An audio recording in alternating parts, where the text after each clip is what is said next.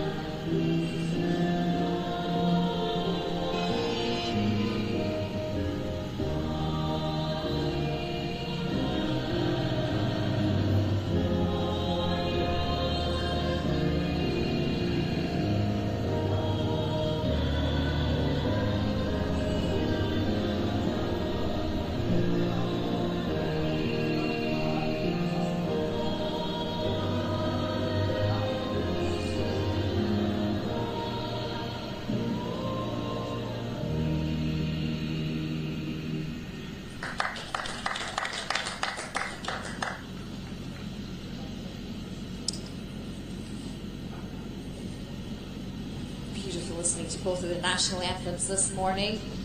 That's a new rendition, isn't it, from the Canadian one? Yes, getting up to date with the anthems. Better late than never. And now that we've got the anthems out, we've got the players pumped and ready to go in these overcast conditions. Canada obviously will look to take advantage of the fact that they've won this important toss. Khalim Sana will be out there with the ball in hand soon, looking to put the pressure on the Nepali batters. And now we take a look at the standings. Nepal standing at the top with a win and a loss. All three teams with a win and a loss, but that net run rate, the crucial factor here. Canada taking that drubbing against Oman and now under pressure to bounce back. It was a tough game for Canada yesterday, and again, the toss, Canada have won it. They've chosen to have a bowl. Both Nepal and Canada would have liked to bowl first. Two changes again for Nepal today. Rajan Dakal and Dave Kanal. They miss out as Sampur Kami and Lalit Rajbanshi come back in. Rohit Paudal, the skipper of Nepal, very adamant that had he won the toss, he would have also had a bowl first. It's going to be interesting conditions today. We haven't seen overcast during any of the T20s yet, so we're expecting some ball movement out there. And speaking of ball movement, the Canadian squad sits pretty with two of the most successful bowlers in that lineup between Khalim Sana and Dylan Haliger. Just the one change today for Canada, Aaron Johnson missing out and Ravindra Pal Singh joining the side, the playing 11. And we look at those standings. Yes, Nepal on top by margins, isn't it? It's all come down to the net run rate.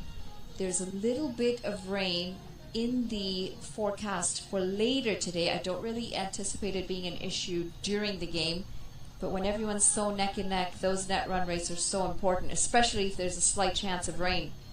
The two umpires out in the middle, Rohan Shah and Arnold Medella, both Canadian umpires. But overall, I think just based on seeing how much it means to both of these sides to come out and win this No Frills T20 Cup, we're going to be in for an exciting contest.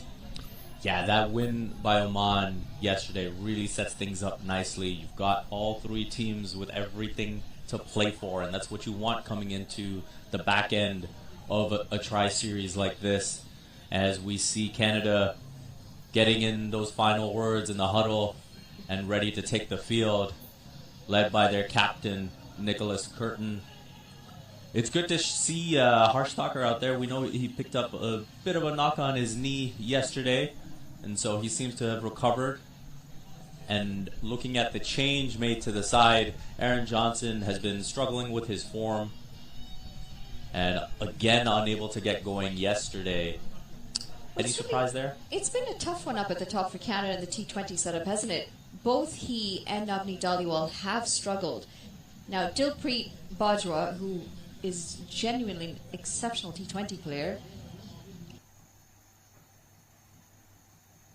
slotted to come in at number 3. He's not been able to kick on in that first game. Yesterday involved an unfortunate run out, but something about the combination just isn't quite panning out for Canada with Aaron Johnson and Navneet Dhaliwal in the T20 setup.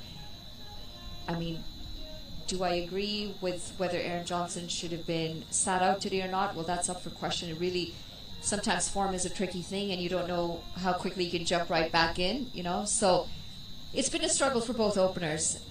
It's definitely not been smooth going for Canada at the top, which means it's putting a lot of pressure lower down.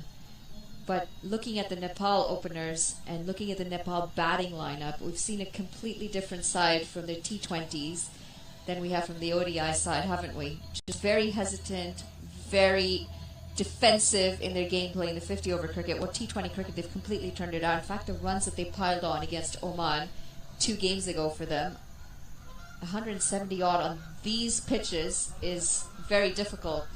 In case you're hearing what that background noise is, that's Canada geese. Yes, that's what they're called. Canada geese flying over top of our heads here.